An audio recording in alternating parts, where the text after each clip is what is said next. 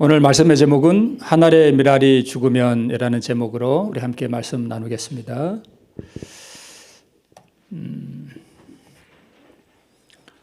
예수님께서 돌아가시기 얼마 바로 전에 예수님께서 예루살렘 성전 뜰에 계셨습니다.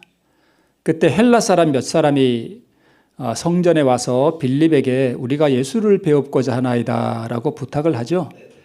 그때 예수님께서 그 헬라 사람들의 면접 요청을 받으시고 하신 말씀이 뭐냐 하면 인자의 영광을 얻을 때가 왔도다라고 말씀하셨습니다. 그러면서 하신 말씀이 오늘 우리 본문에 나오죠. 한 알의 밀알이 땅에 떨어져 죽지 아니하면 한 알 그대로 있고 죽으면 많은 열매를 맺느니라 라고 대답하셨습니다.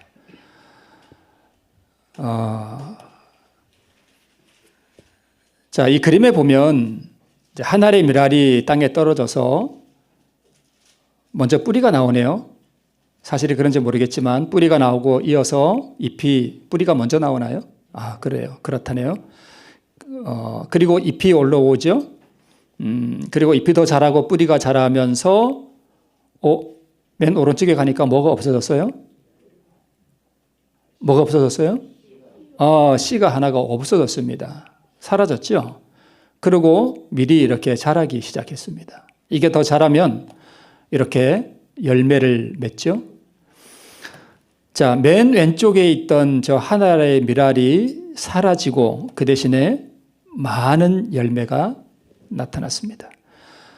왼쪽에 있는 저 밀알 하나와 여기에 나오는 많은 밀알은 같습니까? 다릅니까? 생명이 같은 생명이죠. 네, 동일한 것입니다. 그죠? 죽은 것 그리고 사라진 것과 똑같은 많은 것들이 지금 여기 이렇게 생겼습니다. 오늘 여기 한 알의 밀알이 땅에 떨어져 죽지 아니하면 한 알 그대로 있고 죽으면 할 때 이 죽으면이 무엇을 의미하는가 하면 바로 이 십자가 사건을 말합니다. 즉 예수님의 죽음을 말씀하시는 것이죠.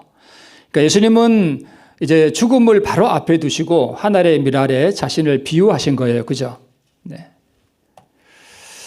자, 그러면 여러분 우리 질문을 한번 해볼까요? 예수님이 십자가에서 죽으셨나요? 네, 죽으셨죠. 그러면 무엇이 죽었습니까?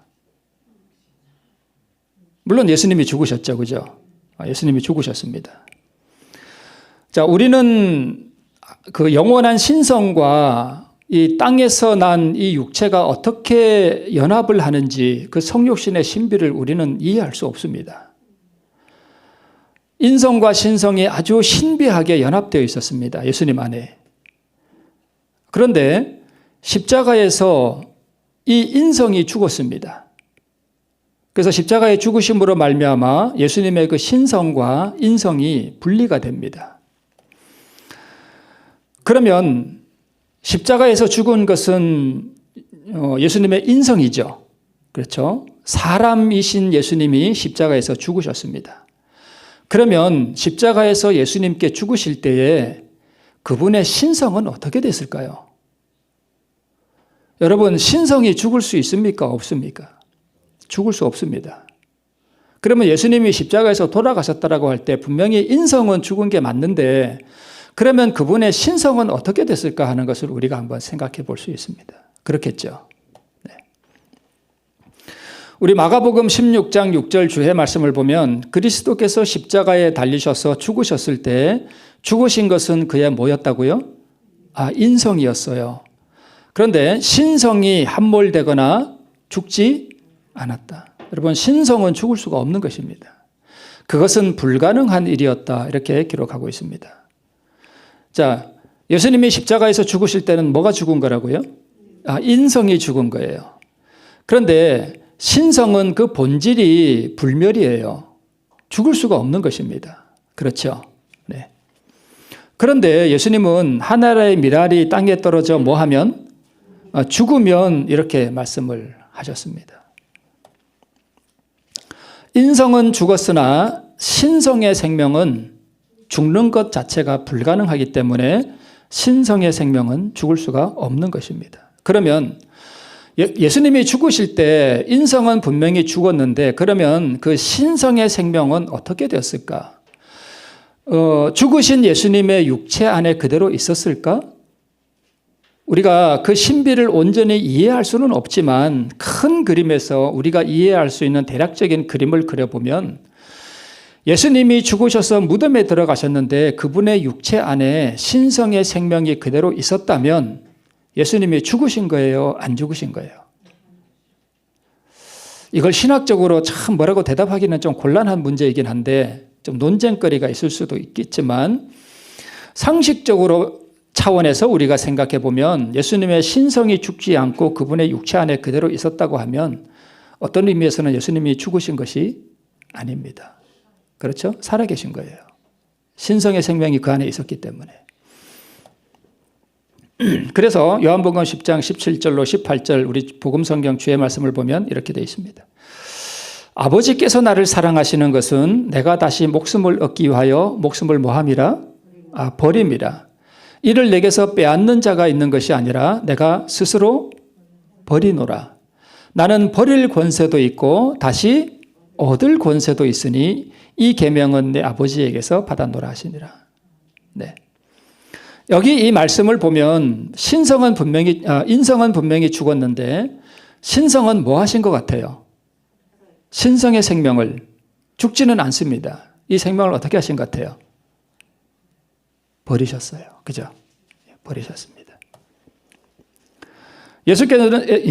예수께서는 십자가에서 자신의 영원한 그 신성의 생명을 뭐 하셨대요? 버리셨대요. 물론 인성의 생명도 버리셨다는 표현이 맞습니다. 그러나 자신의 그 영원한 신성의 생명도 뭐 한 것 같아요? 버리셨습니다. 그래서 우리 누가복음 23장 46절을 보면 예수께서 큰 소리로 불러 가라사대 돌아가실 때 아버지여 내 영혼을 아버지 손에 뭐 한다고요? 부탁하나이다 하고 이 말씀을 하신 후에 운명하셨다라고 기록하고 있습니다. 자, 그러면 여기 영혼이라고 하는 게 영혼 이게 헬라 말로 푸뉴마이거든요. 우리 많이 들어보셨죠? 푸뉴마라고 하는 것입니다. 이게 같은 거죠. 근데 이 푸뉴마는 무슨 뜻이냐 하면 호흡, 바람, 생기, 뭐 성령으로도 번역되고요. 이런 것을 뜻하는 구약의 루아흐라고 하는 말과 같은 표현입니다. 그래서 이 푸뉴마를 우리 신계훈 목사님이 쓰신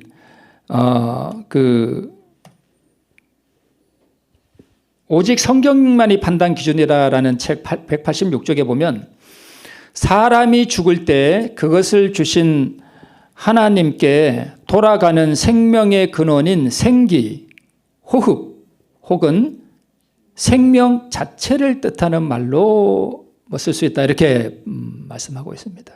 실제로 그렇게 씁니다. 성경에서.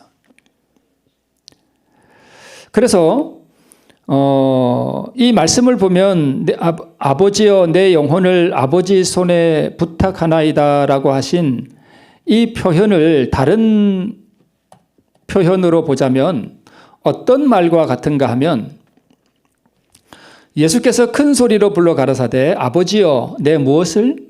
내 생명을 아버지 손에 뭐합니다? 부탁하나이다라고 이 말씀을 하신 후에 운명하셨다라고 우리가 해석을 해도 틀리지 않습니다. 그렇죠? 그러면 아버지여 내 생명을 아버지 손에 부탁하나이다라고 했을 때 이 생명은 인성의 생명과 신성의 생명 둘 다 해당됩니다. 그렇죠? 네. 자, 인성은 죽고 신성의 생명은 어떻게 하셨다고요? 버리셨습니다. 예수님은 자기의 그 신성의 생명을 뭐 할 권세도 있고요. 버릴 권세도 있고 다시 취할 권세도 있다. 이렇게 분명히 말씀을 하셨습니다. 그래서 예수님은 인성은 죽고 그분의 그 신성의 생명은 스스로 뭐 하셨다고요? 버리셨습니다. 농부가 이렇게 봄에 이제 씨를 뿌릴 때 농부가 이렇게 주머니에 이렇게 밀을 가득 담고 손에 이렇게 들겠죠? 들고 이 씨를 어떻게 합니까? 밭에 뿌리죠. 뿌리는 것은 밭에 뭐 하는 거예요? 어떤 의미에서는? 버리는 거죠. 그죠? 옛날에 그 참 우리 어르신들 그 어렵게 사실 때 굶어 죽어도 무엇은 안 먹는다 그랬습니까? 씨앗은 절대 안 먹는다 그랬습니다. 왜 그래요? 우리가 잘 알잖아요. 그죠? 그게 생명을 유지시켜주는 생명이기 때문에. 근데 그 생명을 다시 취하기 위해서 이 농부가 비록 굶어 죽을지언정 그것은 먹지 않고 밭에다 뭐 합니까? 버리는 거예요. 그죠? 왜냐하면 그거는 없어지는 거니까. 그죠? 버리는 거예요. 그래서 예수님도 자신의 그 신성의 생명을 뭐 하신 거예요? 버리신 거예요. 왜냐하면 신성은 죽지 않습니다. 죽을 수가 없는 거예요. 그러면 신성은 불멸이에요. 그죠? 우리가 이걸 잘 알잖아요. 그죠? 그러면 왜 아버지 예수님께서는 자신의 그 신성의 생명을 버리셨을까? 버리셔야만 했을까? 여러분, 결론적으로 한번 말씀을 드리면 구원받은 사람들이 하늘에 들어갈 때에 아버지께로부터 생명을 받아야 되잖아요. 그죠? 그 생명은 신성의 생명일까요? 인성의 생명일까요? 신성의 생명이에요. 불멸의 생명을 받아요. 구원받는 사람들이 하늘에 들어갈 때 불멸의 생명을 받습니다. 죽지 않는 생명이에요. 그것을 부여받습니다. 그러면 예수님은 왜 자신이 생명을 버려서 죽는 십자가의 그 사건을 한 알의 밀이 땅에 떨어져서 죽으면 많은 열매를 맺는 것에 비유하셨을까? 예수님은 자기 농부가 이 생명인 이 밀을 땅에 버려서 그것을 땅에 묻으면 그것이 싹이 나고 그 곡식은 없어지지만 거기서 많은 열매를 맺는 것을 바라고 버리죠. 마찬가지로 예수님께서도 자기 신성의 생명을 땅에 버리셔서 그것으로부터 많은 무엇을 얻으려고 하신 거예요? 생명을 얻으시려고 하신 거예요. 즉 자기 생명을 다른 이에게 뭐 해주려고 하는 거예요? 전가시켜 주시는 거예요. 그래서 어떤 의미에서 십자가는 우리의 죽음을 대신하는 대속의 죽음임과 동시에 십자가는 무엇을 의미하는가 하면 그분의 생명을 우리에게 전가시켜 주기 위해서 자기의 생명을 뭐 한 거예요? 버리신 거예요. 즉 생명의 전가를 의미합니다. 그래서 한 알의 밀은 땅에 떨어져 죽는다기보다는 자기 생명을 나누어 주는 것이죠. 그렇죠? 아까 그 밀 한 알 우리 그림 보셨잖아요. 그러면 이 한 알의 밀은 자기가 땅에 떨어져 죽음으로 자기의 생명을 자기가 맺을 그 많은 열매들에게 자기 생명을 뭐 해준 거예요? 나누어 준 거예요. 이해하시죠? 무슨 뜻인지. 자기 생명을 다 나누어 주고 자기는 없어진 것입니다. 그죠? 그게 죽는다는 의미입니다. 그래서 십자가에서 예수님이 자기 죽으셨다라고 하는 그 의미는 대속의 죽음을 의미함과 동시에 자기 생명을 뭐 하는 거예요? 전가시키는 것입니다. 마찬가지로 예수의 그 신성의 생명도 죽는 것이 아니라 아버지 손에 맡겨 많은 생명으로 나누고 전가시키기 위해서 아버지 손에 드린 것입니다. 자, 마가복음 16장 6절 주의 말씀 다시 한번 보겠습니다. 인성 속에서 그분이 뭐 하신, 내어 던지신 그 생명을 다시 뭐 하사? 취하사 그것을 인류에게 뭐 하시며? 주시며. 자, 보세요. 예수께서 인성 속에 있던 그 영원한 신성의 생명을 어떻게 하셨어요? 내어 던지셨습니다. 그죠? 던지셨던 그 생명을 다시 뭐 하사? 취하사 그것을 우리에게 뭐 하시며? 주시며. 그러면 우리가 받는 그 생명은 신성의 생명이죠. 신의 생명을 받는 것이에요. 그러죠.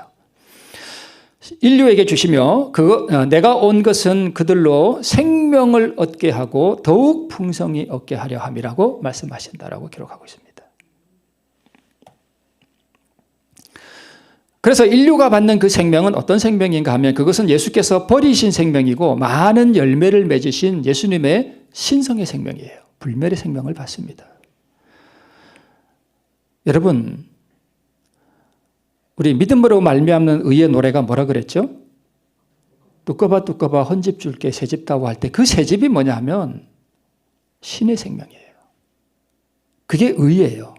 의가 곧 생명입니다. 그죠? 믿음으로 말미암는 의 그런 하는 말은 믿음으로 말미암는 생명이라는 말과 같습니다. 네. 자꾸 반복되네요. 인성은 죽고 신성의 생명은 버리셨습니다. 농부가 씨앗을 땅에 버리듯. 그래서 이 영원한 생명을 예수님이 아버지에게 맡기셨고 아버지 하나님은 그 예수님의 신성의 생명을 받으셔서 이 영원한 생명으로 하늘의 농부이신 아버지 하나님께서 뭐 하신 거예요? 뭐 하신 거예요? 답이 여기 있잖아요. 뭐 하신 거예요? 농사하신 거예요. 며칠 동안요? 며칠 동안? 3일 동안. 그리고 많은 열매를 내셨습니다. 아까 그 많은 그 밀 곡식 보셨죠? 그거 하나하나가 다 예수님의 신성의 생명이에요.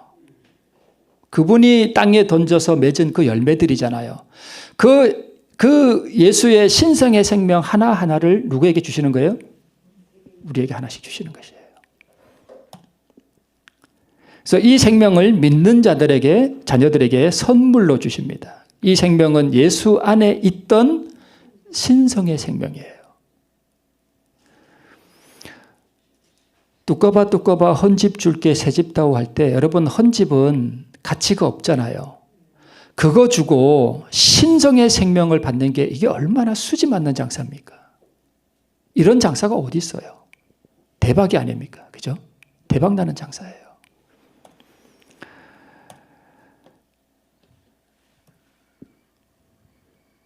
그래서 한 알의 밀이 땅에 떨어져 죽지 않으면 한 알 그대로 있고 하는 것은 예수께서 죽지 않으시면 그 생명 그대로 있다는 뜻이고 밀알이 죽으면 많은 열매를 낸다 하는 뜻은 예수께서 자기 생명을 버리면 나누어 줄 수 있는 많은 신성의 생명을 탄생시킨다는 의미입니다.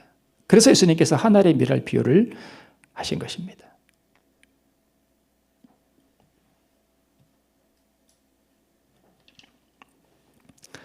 여러분, 그렇다면 우리는 왜 신성의 생명을 받아야 합니까? 우리가 왜 신성의 생명을 받아야 하는가? 선악을 알게 하는 나무의 실과는 먹지 말라. 내가 먹는 날에는 정령 죽으리라 하시니라. 여기 붉은 글씨 볼게요. 먹는 날 뭐 하리라? 죽으리라. 아담이 언제 죽었다고요? 네. 죽었습니다. 네. 먹는 그날 죽었습니다. 근데 아담은 몇 살 살았어요? 930세를 살았거든요. 그러면 그 930세는 뭐예요? 이미 죽은 거예요. 아담은 선악과를 먹는 그날 이미 죽었어요. 그런데 아담은 하나님께서 그에게 부여하신 그 창조의 그 생명력을 930년 동안 그나마 유지했을 뿐이에요. 나뭇가지가 이렇게 있는데 나뭇가지에서 잎을 딱 따버리면 금방은 뭐 한 것 같아요? 살아있는 것 같죠. 그러나 이 나뭇잎은 본질적으로 뭐 한 거예요? 죽은 거예요. 왜요? 나무에서 뭐 했기 때문에? 떨어졌기 때문이에요. 죽은 거예요. 그렇죠. 아담은 먹는 그날 죽었습니다. 우리는요, 죽은 아담의 허리에서 죽은 채로 태어난 거예요. 우리는 다 사산아들입니다. 사산아들이에요. 죽어서 태어난 거예요. 살아있는 것 같죠? 밥도 맛있게 먹고 잠도 자고 그죠? 농사도 가서 하고 뽀젓이 잘 살아있는 것 같지만 우리는 다 사산아들입니다. 죽은 거예요. 태어나서 죽으러 가는 것이 인생이 아니라 이미 죽은 인생이 무덤으로 가는 게 그게 인생입니다. 그죠? 그러면 우리가 뭘 받아야 돼요? 생명을 받아야 돼요. 여러분, 믿음으로 말미암는 의라고 하는 것은 죽지 않으려고 받는 것이 아니라 뭐 하려고 받는 거예요? 살려고 받는 거예요. 우리는 다 죽었어요. 아담은 먹는 그날 뭐 했다고요? 죽었습니다. 그래서 계시록 3장 1절에 사대교회에 보낸 그 편지에 보면 너희가 살았다 하는 이름은 가졌으나 뭐한 자로다? 죽은 자로다. 이 생명은 영원한 신성의 생명을 말하는 거예요. 그죠? 이 신성의 생명이 없으면 죽은 거예요. 우리가 거듭나야 하는 이유는 우리가 죽은 상태에서 출생했기 때문에 우리가 생명을 받아야 된다는 뜻입니다. 그래서 거듭나야 한다는 것은 죽은 상태에서 생명을 받아 부활하는 거예요. 부활하는 것은 주께서 흩어 나누신 그 영원한 신성의 생명 중 하나를 뭐한 거예요? 하나를 내가 받는 것입니다. 이 부활에 참여할 때 우리는 비로소 하나님의 아들, 딸이 되는 것입니다. 여러분, 예수님을 하나님의 뭐라고 그래요? 아들이라 그러죠. 왜 예수님이 하나님의 아들일까요? 제가 질문 하나 드려볼게요. 예수님이 언제 진짜 하나님의 아들이 됐습니까? 하늘에서 성육신 하시기 전에? 아니면 성육신 하실 때? 아니면 부활할 때? 세 가지 중에 언제일까요? 부활할 때. 누가 대답하셨어요? 김용국 집사님. 신학자십니다.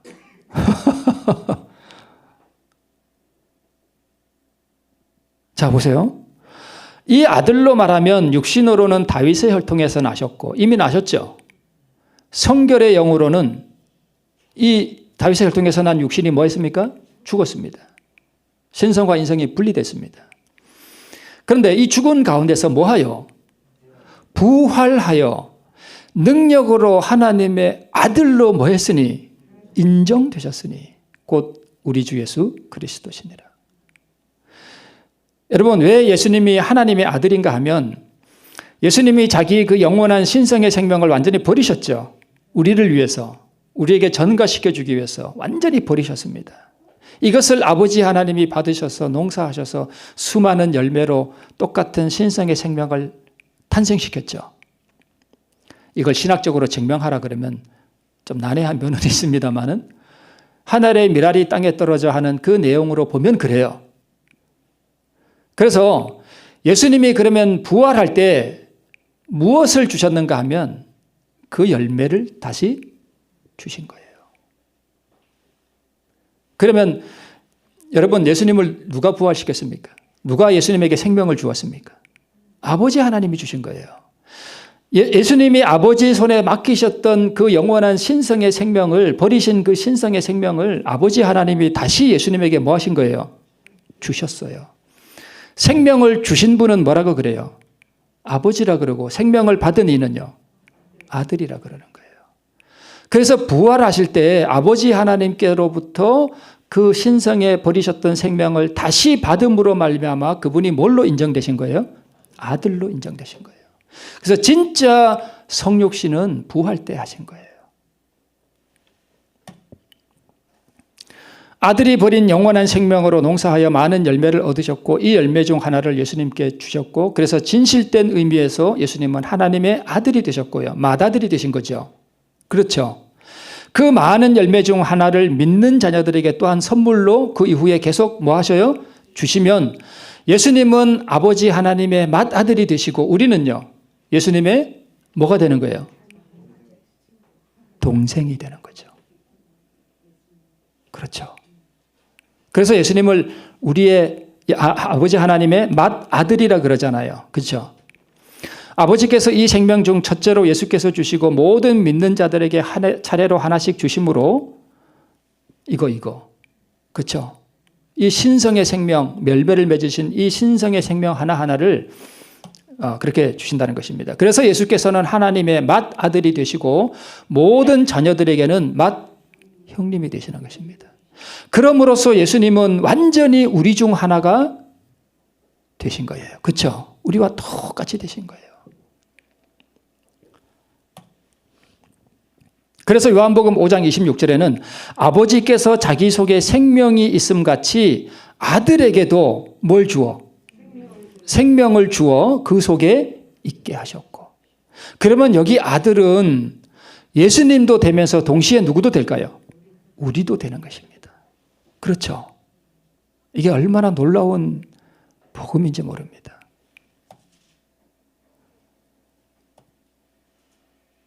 그래서 예수님의 진정한 성육신은 부활 때 이루어지고 이 성육신의 상태를 영원히 지니고 계실 거예요. 그분은 영원히 우리 중 하나가 되신 분입니다. 무궁한 세월 동안 우리 중 하나가 되셔서 영원히 인간 중에 거하신 것으로 되어 있습니다. 보세요. 예수님을 누가 살리셨다고요? 하나님이 주를 다시 뭐 하셨고요? 살리셨고, 또한 그의 권능으로 우리를 다시 뭐 하시리라? 살리시리라. 자, 보셔요. 예수님이 살리기 위해서, 하나님이 예수님을 살리기 위해서는 뭘 주셔야 돼요? 생명을 주셔야 되잖아요. 또한 우리를 살리기 위해서는요, 생명을 주셔야 되잖아요. 동일한 생명이에요. 그렇죠? 불멸의 생명, 신성의 생명을 똑같이 나눠주시는 거예요. 그래서 예수님은 아버지 하나님의 맏아들이 되시고 우리는 예수님의 뭐가 된다고요? 동생이 되는 것입니다. 물론 예수님의 우리가 아들이죠. 아들, 딸이죠. 그러나 우리가 동생이라는 개념도 성경이 지지하는 것입니다. 보세요. 하나님이 사흘 만에 다시 모아서 살리사. 하나님이 살리셨습니다. 자, 예수님이 구원 얻은 사람들이 받는 생명이 진짜 그 신성의 생명이 맞는가? 한번 이 말씀을 좀 볼게요. 그 안에 생명이 있으니 이 생명은 사람들의 빛이라. 예수님의 생명을 말하죠. 여기에 명시된 생명은 육의 생명이 아니라 유독 하나님만 갖고 계신 생명, 곧 영원한 생명이다. 하나님과 함께 계셨고 하나님이신 말씀은 이 생명을 갖고 계신다. 신성의 생명이죠. 육의 생명은 각 사람이 받은 것이지만 그것은 영원하지도 않고 죽지 않는 생명도 아니다. 이는 생명의 시여자이신 하나님께서 그 생명을 다시 가져가시기 때문이다. 계속해서 인간은 자신의 생명을 다스릴 힘을 갖고 있지 않다. 맞죠? 네. 그러나 그리스도의 생명은 빌려온 것이 아니다. 스스로 계신 분이죠. 그 생명을 버린 거죠. 따라서 어느 누구도 그의 생명을 취하여 갈 수가 없다. 그는 내가 내 생명을 스스로 버리노라고 말씀하셨다. 그분 안에 있는 생명은 빌려오거나 다른 근원에서 가져온 생명이 아닌 본래의 생명이다. 자, 여기 보셔요. 이 생명은 인간 속에 고유하게 지니고 있는 생명이 아니다. 인간은 오직 그리스도를 통해서만 무엇을요? 그 생명을 가지고 있을 수가 있다. 그러면 여기서 말한 그 생명은 육의 생명이에요? 신성의 생명이에요? 신성의 생명이에요. 지금 계속 설명을 하고 있잖아요. 신성의 생명. 그 생명을 우리에게 주신다는 것이에요. 인간은 이 생명을 노력해서 돈 벌듯이 벌 수 있는 것이 아니요 그리스도를 개인의 구주로 뭐하면? 믿으면 거저 주시는 선물로서 주시는 것이다. 뭐를요? 영원한 불멸의 그 신성의 생명을 우리에게 주신다는 거예요. 이게 얼마나 놀라운 복음이에요.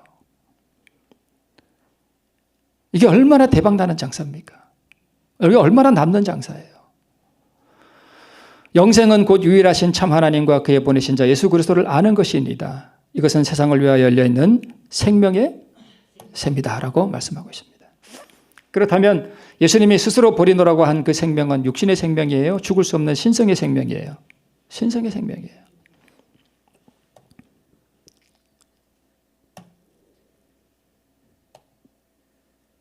우리는 언제 부활합니까? 재림 때요? 물론 재림 때 부활하는 거 맞아요, 집사님. 틀린 거 아닙니다. 그러나 진정한 의미에서 우리는 언제 부활해야 돼요? 지금 부활해야 돼요. 왜요? 아까 우리는 살아서 태어났다고요? 죽어서 태어났다고요? 죽어서 태어났어요. 다 사사나들이에요. 아담 안에서 다 죽었어요. 그러면 사사나로 태어났으니까 이 죽은 생명, 이 죽은 몸에 뭐가 들어와야 돼요? 생명이 들어와야 돼요. 그 생명이 들어오면 일어나겠죠. 죽은 이가 일어나는 걸 뭐라 그래요? 부활이라 그러잖아요. 부활은 무덤에서도 물론 부활이지만 우리는 언제 부활해야 되는가 하면 믿음으로 말미암아 지금 부활해야 됩니다. 지금. 그렇죠? 지금 부활해야 돼요. 재림 때 부활하는 거요? No. 지금 부활해야 돼요. 우리는 지금 부활해야 됩니다. 이게 이스라엘 무덤이 이렇게 생겼어요. 바위를 파가지고 저 안에 무덤 시신을 넣고 그리고 이 돌을 굴려가지고 입구를 이렇게 막아놔요. 이거는 예수님도 이런 무덤에 들어가셨고 나사로도 이런 무덤에 들어가셨어요. 나사로가 죽었을 때 가서 이렇게 사람들이 막 곡했잖아요. 그때 예수님께서 가셔서 민망해 하셨다 그랬습니다. 왜 민망해 하셨을까요? 민망해 하신 이유는 뭐냐 하면 나사로는요, 예수님의 그 신성의 생명을 가지고 들어갔어요, 무덤에. 그렇죠. 그런데 곡하는 사람들은요, 생명이 없었습니다. 그러니까 죽은 자가 산 자를 위해서 지금 뭐 하는 거예요? 울고 있는 거예요. 슬프다고. 그러니까 예수님의 그 영원한 신성이신 하나님이신 그분이 그 영적으로 그것을 이렇게 살펴볼 때에 산 자가 죽은 자를 위해서 슬퍼하고 곡을 해야 되는데 죽은 자들이 산 자를 위해서 네. 죽은 자들이 산 자를 위해서 슬퍼하니 그게 얼마나 민망한 일이에요. 그죠? 네.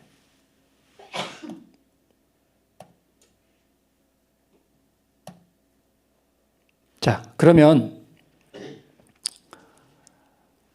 아까 우리 교과 공부할 때 이주환 목사님께서도 그렇게 말씀하셨죠. 바울 서신의 특징이 뭐라고요? 그러므로. 신학적으로 이렇게 전개한 다음에 그러므로 우리가 이렇게 뭐 해야 된다? 살아야 된다. 이렇게 말씀하셨잖아요. 그죠?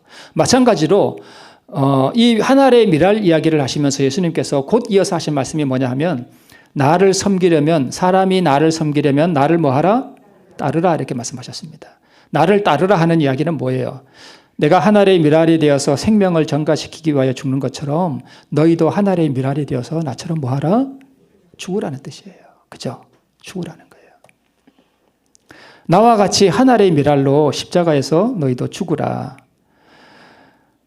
십자가가 뭡니까? 남을 살리기 위해서 자신을 온전히 주는 것이죠. 그게 십자가죠. 우리를 살리기 위해서 예수님이 자신의 생명을 우리를 위해 다 버리셨죠. 그죠? 너희도 그렇게 하라는 것입니다. 과부는 두 렙돈을 드리면서 사랑하는 주님을 위해서 자신의 모든 것을 다 던져버렸죠. 그러죠. 부산에 어떤 부산의 한 어떤 교단에서 운영하는 병원이 하나 있었어요. 근데 이 병원에 응급실에 어떤 위급한 환자가 실려왔다고 합니다. 당장 수혈이 필요한 그런 환자였습니다. 그런데 그 교단에 속했던 신자들이 그 응급실에 와서 쭉 서서 이렇게 기도하는 모습을 마침 어떤 한 지방 신문사의 기자가 와서 그걸 봤습니다. 기도하는 모습을. 그런데 그 환자가 죽은 것 같아요. 잘못됐습니다. 그 모습을 다 본 그 지방 신문 기자가 신문에다가 기사를 썼습니다. 그 상황을 다 쓰고 난 다음에 결론을 이렇게 맺었습니다.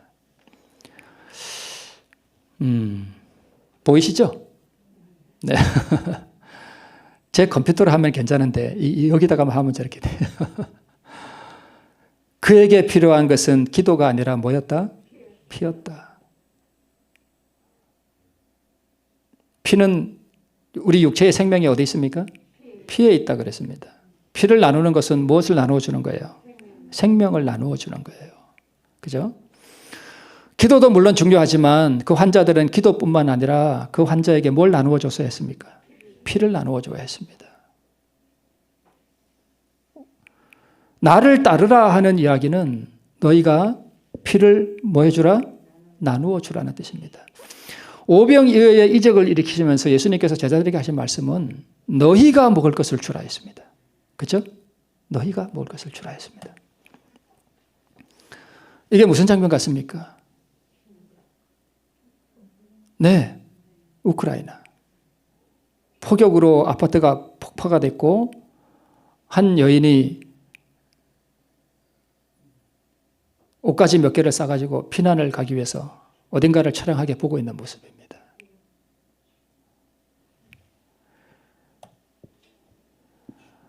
한 아이가 어떤 상황인지는 잘 모르겠지만 지금 피난을 나와 있는 상황 같고 이 피난 중에서도 뭔가 그림을 이렇게 그리고 있는 모습 같습니다. 이것은 무슨 장면 같습니까? 네, 산불이 난 것 같죠? 얼마 전에 강원도에서 난 산불입니다.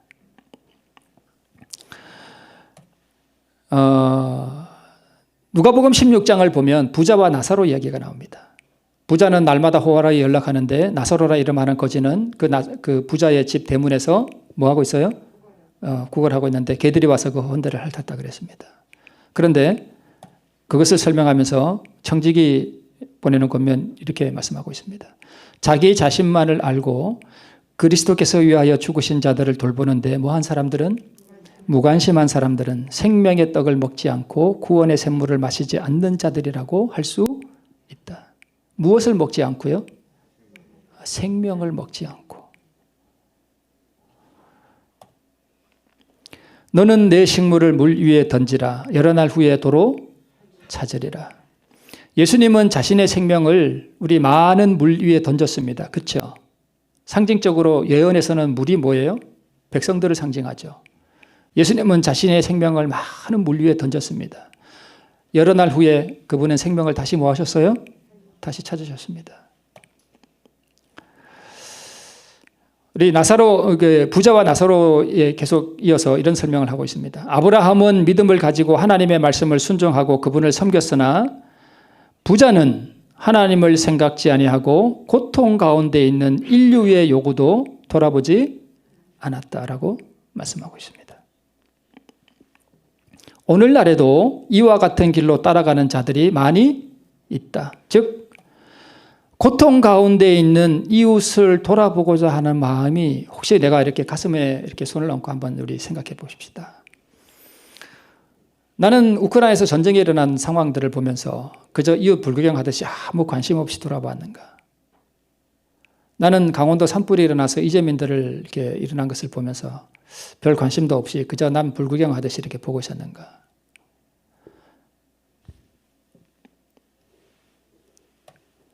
부자가 그랬다는 것입니다.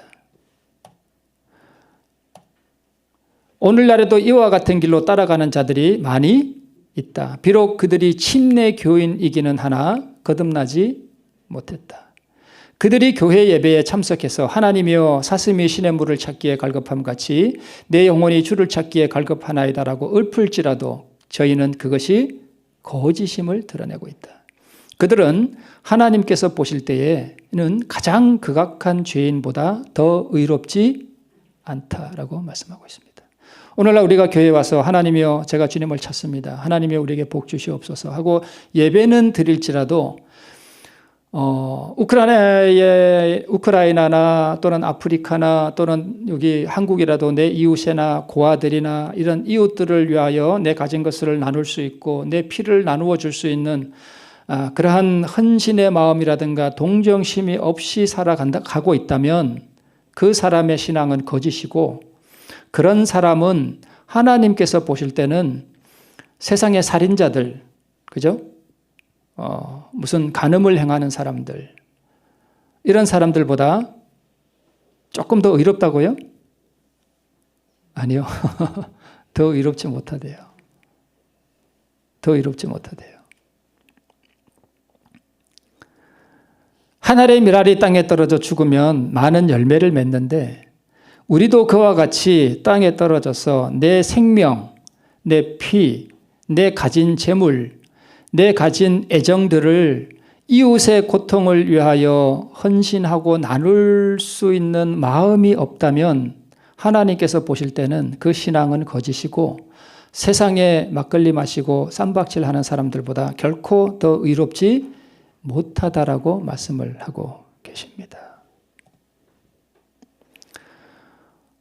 고통당하는 이웃이 요구하는 바에 관심을 가지고 자기 것을 아낌없이 사랑으로 나누는 이, 자기 생명을 땅에 버리는 이, 그는 신성의 생명을 나누어 받는 사람입니다. 여러분, 우리가 예수님께서 자신의 생명을 버려서 우리를 살리신 그 영원한 대속의 은혜와 또 자기 생명을 우리에게 전가시켜 주신 그 영원한 사랑의 은혜를 우리가 감동을 하는 것이 참 아름답습니다. 그러나 우리가 그 감동이 내 안에서 다른 사람에게로 흘러나가지 아니하면 우리의 모든 신앙은 다 헛것입니다.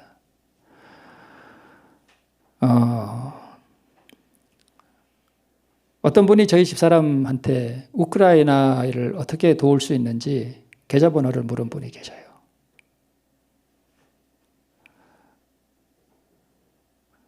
우리가 남에게 자선을 행했다고 해서 꼭 구원받는다는 보장은 없지만 남에게 내 가진 것을 나누는 경험이 없이 구원받는 경우는 없습니다.